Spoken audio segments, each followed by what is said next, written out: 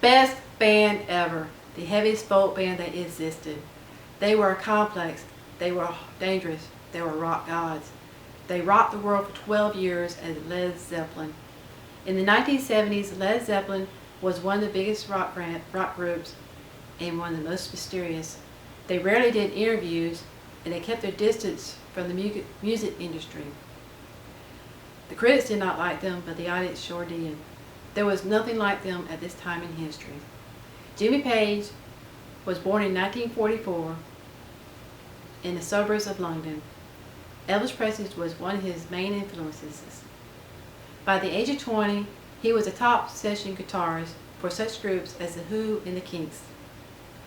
By 1966, he joined the Yardbirds with Eric Clapton and then Jeff Beck, who were part of the group. At the same time, Peter Grant had become their manager. Grant had seen the way the music industry had ripped off groups, and he did not want this to happen to his group. Page wanted to form a new group, so he formed the New Yardbirds.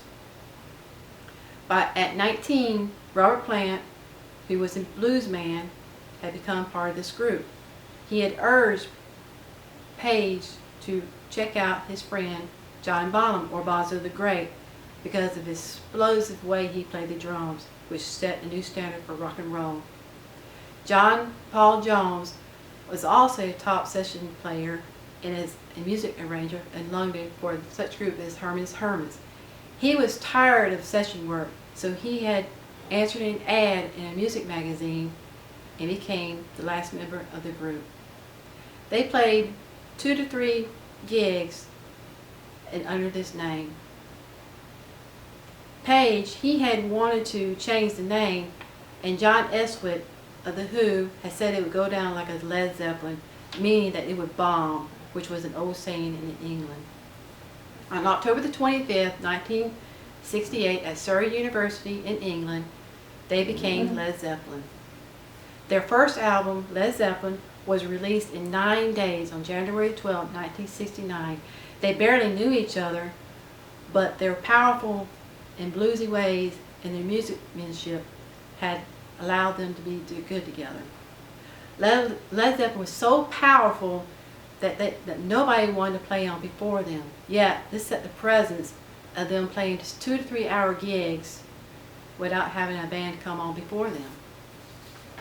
They went back to England and they were shunned after their first initial concerts in the United States. They went back to America and felt at home. They spent a lot of times working on their second album during the downtimes of their first album while they were on tour. In 1969, they turned down $250,000 to play at the Yale Bowl in New Haven, Connecticut. But instead, they chose to stay in England and play at the Bath Festival. Led Zeppelin II was released October 22nd, 1969, stateside, and was an instant hit. This album knocked out the Beatles' Abbey Road off the charts. Led Zeppelin did not release singles. They chose to do the whole product of the album. If you wanted to hear a specific song, you had to buy the album. Page had a mystique aura about himself. He was interested in Aleister Crowley. Aleister Crowley dabbled in black magic in the early 20th century, so this led people to believe that Page also dabbled in black magic, which was totally false. When they were in Los Angeles after the concert, they would stay at the Continental Hyatt House, which became the Riot House because of all the partying that was going on. When they left the Hyatt House, they had a huge bill to pay each time. Led Zeppelin III was formed at a house called Headley Grange, which was a countryside English cabin. All band members stayed there, so they had a relaxed approach about working the album. This album was released October the 5th, 1970. When Led Zeppelin IV was released on November the 8th, 1971, Stairway to Heaven became the power ballad for this album.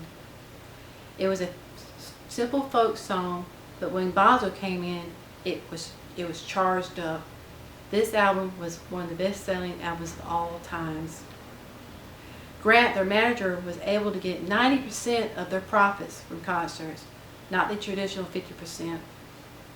Their fifth album, released March 28, 1973, Houses of the Holy, was the first album to actually have a title.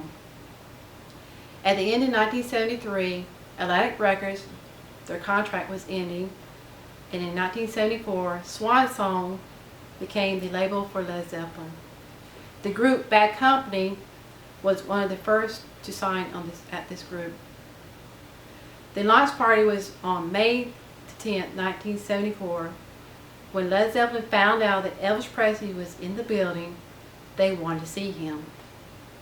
Elvis to them was like us meeting the Queen of England. February the 25th, 1975 was the release of their sixth album, Physical Graffiti, and Swan Song's first and almost their last album. For Jones was tired of traveling and he wanted to quit, but he changed his mind. Presence, the seventh album, was done in about 3 weeks, which was released on March 31st, 1976.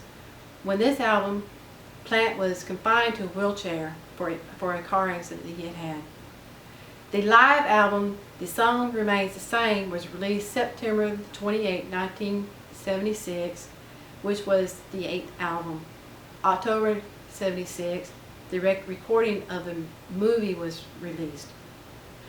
Their ninth album, In Through the Outdoor, was their final studio album, released on August 15, 1979. The members were spent.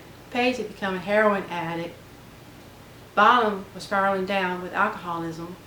Plant was still mourning the death of his 5-year-old son, Carrick. The album was not one of the best, with the exception of All of My Love, which was about Plant's son, Carrick. A little over a year, September 25, 1980, Bonham dies of alcohol asphyxiation. Coda was the last album the Led Zeppelin had put out. On November 19, 1982, the album was a composite of finished and semi-finished from their last album. In conclusion, the legacy of Led Zeppelin was such a huge influence of such bands as Guns N' Roses to Nirvana. They changed the way rock and roll sound, and they steered the way rock is. They were inducted into the Hall of Fame in 1995. They were the golden gods of rock.